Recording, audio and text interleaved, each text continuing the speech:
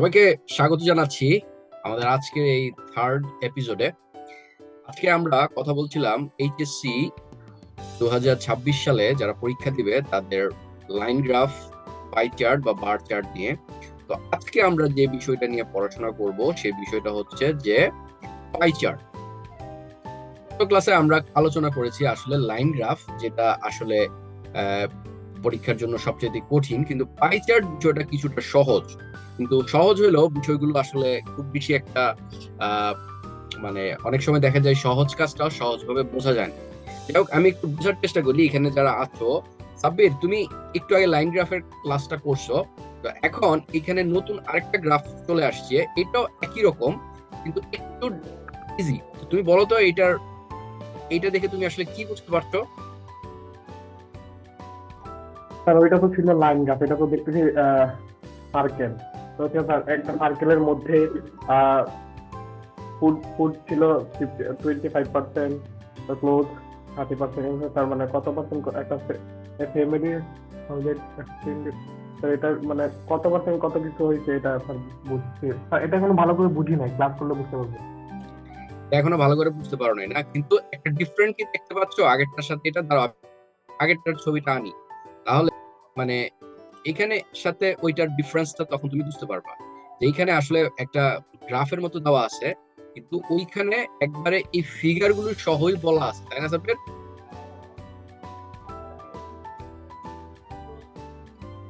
জি sir. আচ্ছা, তাহলে আমরা এটা নিয়ে আর খুব একটা ডিসকাস করবো না, কারণ এটা আমাদের সেকেন্ড এপিসোডে আমরা মোটামুটি কভার করে ফেলছি। তো ওইটা দেখলে আমাদের হয়ে যাবে। আর তোমাদেরকে তো পিকচারটা পাঠিয়েছি, তোমরা ওইটা থেকে পড়ে নিতে পারবা। তো আসলে আমরা নতুন যে জায়গাটা, আজকের ক্লাসের যে নতুন বিষয় সেটা হচ্ছে যে পাই চার্ট।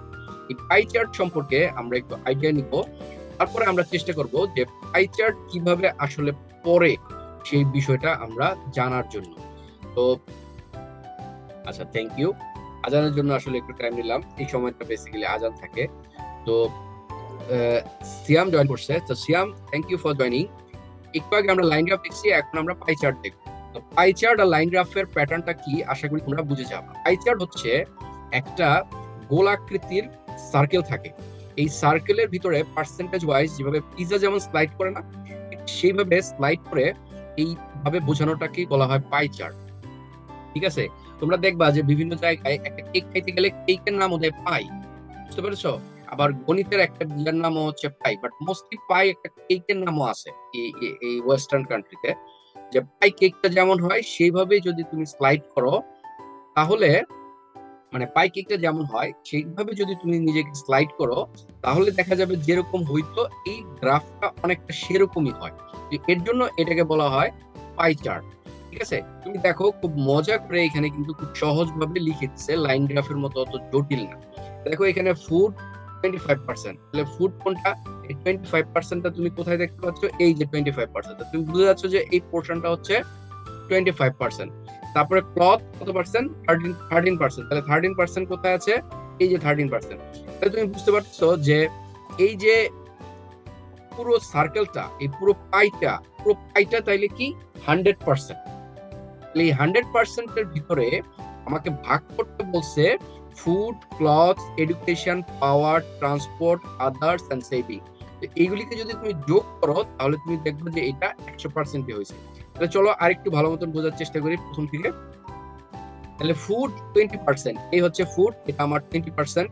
ক্লথ 13%, এই যে 13% ক্লথ। পাওয়ার, পাওয়ার তাহলে কত পার্সেন্ট? 5%। 5% কোথায় আছে? এই যে 5%, পাওয়ার হচ্ছে 5%।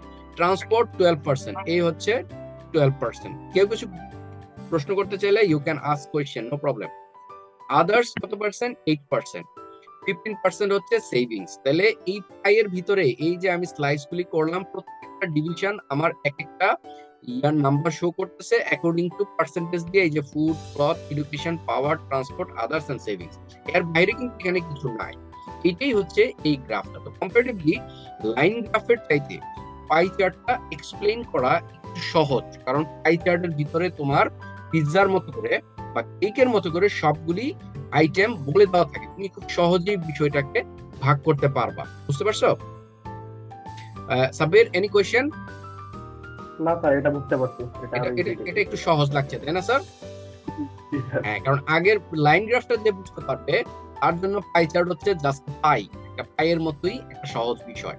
তো চলো আমরা আরেকটু ভিতরে যাই। এখন এটা বুঝলেই তো আমার হবে না, আমাকে তো গ্রাফটা লিখতে হবে, কারণ মেইন কাজ তো আমার গ্রাফ বোঝা না, আমার মেইন কাজ হচ্ছে গ্রাফ লেখা। তো আজকের সেশনে আমরা গ্রাফটা বুঝবো, গ্রাফের বিষয়বস্তু ক্রিটিক্যালনেসটা জানবো এবং একটা স্যাম্পল অ্যান্সার দেখবো যে এই গ্রাফটা আসলে কিভাবে লেখা যায়। তো চলো দেখি। প্রশ্নটা আসছে যে রাইট এ প্যারাগ্রাফ, আমাদের পরীক্ষায় এভাবেই আসবে। তো write a paragraph on how a families household income. Families household income মানে হচ্ছে যে পরিবারের গৃহস্থালী কাজে যে ধরনের ইনকাম হয় বা আয় হয় সেটার উপর একটা ডিস্ট্রিবিউটেড ইনটু ডিফারেন্ট ক্যাটাগরিজ, এবং সেটা কোন কোন ক্যাটাগরিতে ব্যয় হয় সেইটাকে বলছে এই জিনিসটা describing the information of the following pie chart. ঠিক আছে, এই যে দেখো, এটা মনে করো একটা ফ্যামিলির হাউস হোল্ডের পুরো বিষয়টা। ঠিক আছে, এইখানে ফুডে কত পার্সেন্ট ব্যয় হয়, ক্লথিং এ কত পার্সেন্ট ব্যয় হয়, এডুকেশনে কত পার্সেন্ট ব্যয় হয়, পাওয়ারে কত পার্সেন্ট বা ইলেকট্রিসিটিতে কত পার্সেন্ট যায়, ট্রান্সপোর্টে কত পার্সেন্ট যায়, আদার কোনটার খরচ আছে কিনা, সেভিং কত পার্সেন্ট করো, সব মিলিয়ে এই পুরো বিষয়টা, এই যে তোমাদের বাসায় যারা এই যে বাবা মা আছে তাদের প্রতি মাসেই এই হাউস হোল্ডের এই ধরনের হিসাব করতে হয়। এই যেমন তোমাদের এডুকেশনের পিছনে 22% খরচ করে, মানে এইখানে 22% এর পাই হচ্ছে এইটা, তাই না? তাহলে তুমি এই পাই হচ্ছে একটা সার্কেল, যেটা থেকে তুমি সহজেই পার্সেন্টেজটা বের করে আনতে পারবা। আশা করি পাইটা বুঝতে পারছো। Any question? No sir. প্যারাগ্রাফের কোয়েশ্চেনটাও বুঝতে পারছি? Yes sir. মাশাআল্লাহ, ভেরি গুড। তাহলে চলো একটু স্যাম্পল অ্যানসারটা দেখি। আচ্ছা, তো স্যাম্পল অ্যানসারটা আমি একটা লিখে দিছি, তোমাদেরকেও একটা ইনশাআল্লাহ লিখতে দিব, তোমরাও ইনশাআল্লাহ পারবা। তো আজকে শুধু পাই চার্টটাই পড়াবো, প্যারাগ্রাফ নিয়েও আমি একটা লিখছি, ওইটা আজকে আর পড়াবো না, তোমাদেরকে শুধু পাই চার্টটাই পড়াই, কারণ একদিন এত পড়াইলে দেখা যাবে যে তোমরা আবার দিয়ে গেছো। তোমাদের একটু মিনিমাইজ করে দিই, আজকে অনেক পার্টিসিপেন্ট মাশাআল্লাহ, দ্যাটস গুড। তো এখানে দেখো, প্রথমে তুমি অ্যানসারটা লিখবা দ্য পাই চার্ট শোজ অথবা ইলাস্ট্রেট, যেটা তোমার কাছে সহজ মনে হয়। যেহেতু এটা আইএলটিএস এর পরীক্ষা না, এইচএসসি এর পরীক্ষা, তোমার জন্য আমরা আমাদের মার্কিং ক্রাইটেরিয়াটা থাকে যে তুমি কত শুদ্ধভাবে লিখতে পারো, তুমি কতটা মানে কঠিন লিখতে পারো, তার সাথে ইম্পর্টেন্ট হচ্ছে তুমি কতটা সহজভাবে শুদ্ধভাবে লিখতে পারো। কিন্তু স্ট্যান্ডার্ড মার্কিং এর জন্য তো ডেফিনেটলি আমরা তোমাকে ভালো কিছুই শেখাবো। Pie chart shows or illustrates the rate of different categories of the distribution of a family's income. তাহলে একটা ফ্যামিলির ইনকামের যে সমস্ত জিনিসগুলো ডিস্ট্রিবিউট করা হয় সেইটাই পাই চার্টে বলা হয়েছে। তাহলে তুমি এই লাইনটা কিভাবে লিখলা পাই চার্ট, এটা হচ্ছে পাই চার্ট। শোজ আমাকে দেখাচ্ছে, the rate of different category, এই যে the rate of different category of the distribution of A families income, এই ফ্যামিলির ইনকাম গুলি কোথায় কোথায় ডিস্ট্রিবিউট হয়, অর্থাৎ আমার খরচগুলি কোথায় কোথায় যায়, সেই জায়গাটা আমি এখান থেকে যেভাবে বুঝছি সেই লাইনটাই আমি লিখছি। The pie chart shows or illustrates the rate of different categories of the distribution of A families income. ঠিক আছে, এই লাইনটা দিয়ে আমি এটাকে শুরু করছি। ঠিক আছে, গেল। এবার আমি পরের একটা লাইন লিখবো, সেটা আমি কিভাবে লিখছি দেখো।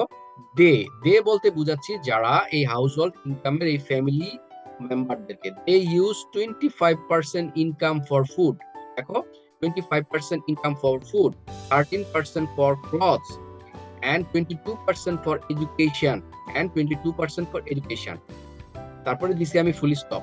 ঠিক আছে, জায়গাটা বড় হয়ে যাচ্ছিল বলে একটু ফুল স্টপ দিছি। তারপরে দিছি for power, transport and other daily uses 5%, 12%, 8% are the percentage of uses of income respectively. Respectively মানে হচ্ছে যে এই যে ক্রমানুসারে, respectively means ক্রমানুসারে। ঠিক আছে, এই যে 5% দিলাম, 12% দিলাম, 8% দিলাম, এই পুরো বিষয়টাকে বলছি ক্রমানুসারে দেওয়া হচ্ছে।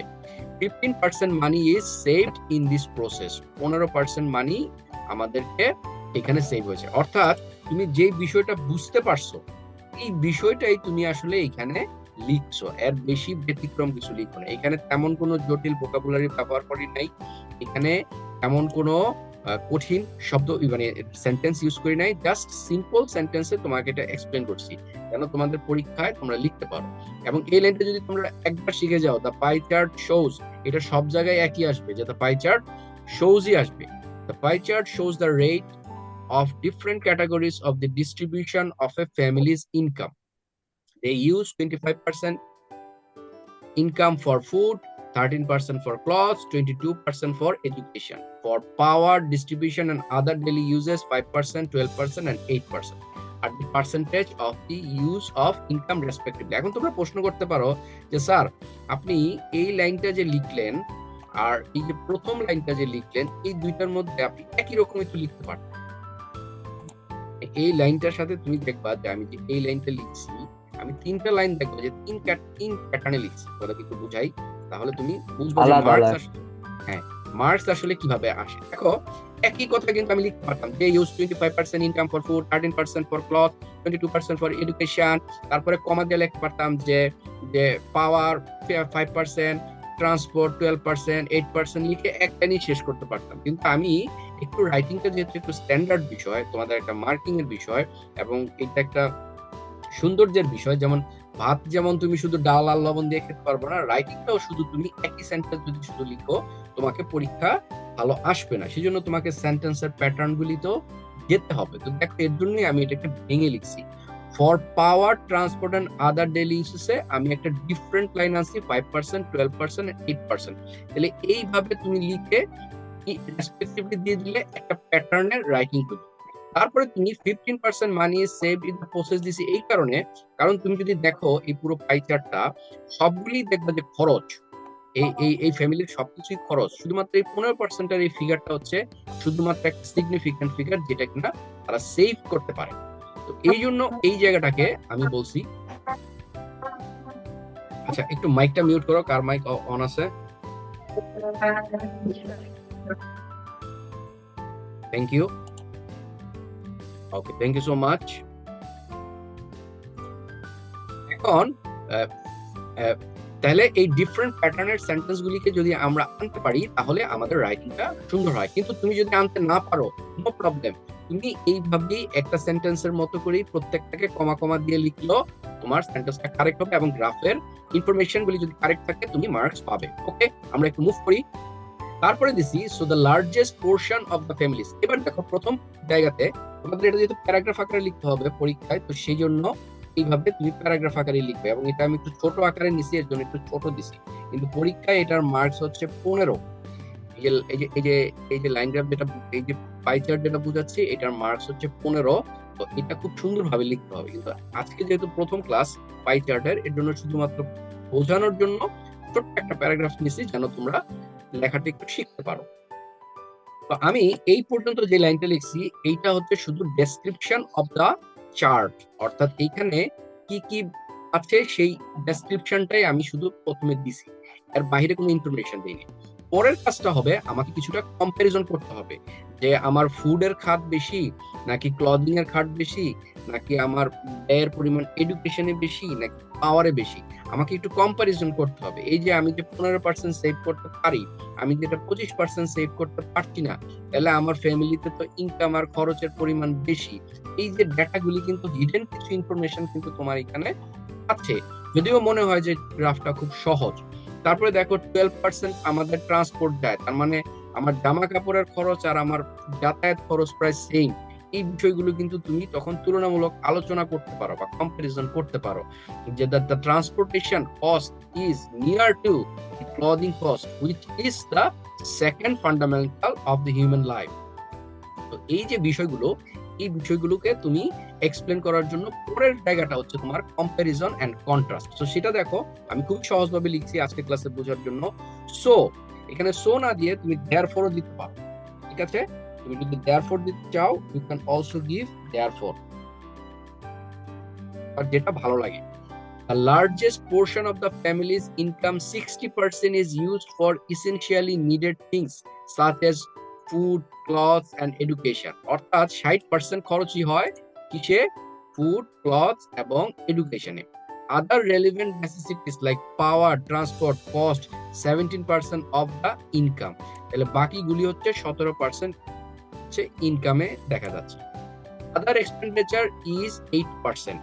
এখানে এই যে 8% দেখো other expenditure, only 15% money can be save, এটা কিনা একটা হতাশার বিষয়। তাহলে আপাতত এই গ্রাফটা এইটুকু থাকলো। এরপরে যে কাজটা থাকবে তোমাদের অ্যাসাইনমেন্ট হিসেবে, যে কাজটা থাকবে সেটা হচ্ছে যে এই গ্রাফটা তুমি এখন বুঝতে পারছো 100%-এর খরচ এবং এখান থেকে কত পার্সেন্ট সেভ হয়, এইটাকে তুমি 150 ওয়ার্ড করবা। যেমন এখানে আমাদের 150 ওয়ার্ড হয়নি, এখানে আমার হচ্ছে মাত্র 100 ওয়ার্ডস। তাহলে আমার আরো 50 ওয়ার্ডস লেখা বাকি ছিল। তো আমি আজকে তোমাকে এই এই লাইন গ্রাফটা এবং এই পাই চার্টের অ্যান্সারটা পাঠিয়ে দিব ভিডিওতে। তোমরা এটা দেখে, ভিডিও দেখে এখান থেকে আরো 150 ওয়ার্ডস তোমার মতো করে তুমি যতটুকু বুঝতে পারছো সেভাবে তুমি এটাকে লিখে এক্সপ্লেইন করবা, এবং that was your next class assignment. ঠিক আছে? এখন any question related to pie chart? কোনটা আসো? No, sir. আচ্ছা, ঠিক আছে। স্যার অনেক অনেক জনতা আছে আজকে আমাদের সাথে। Thank you for joining. Khaled, Yes, welcome, sir. welcome to this session. ক্লাসগুলি করো, you will feel good. পাই চার্টের Thank you. আচ্ছা, ঠিক আছে। ওকে, তাহলে আজকের ক্লাসটা এখানেই শেষ করছি।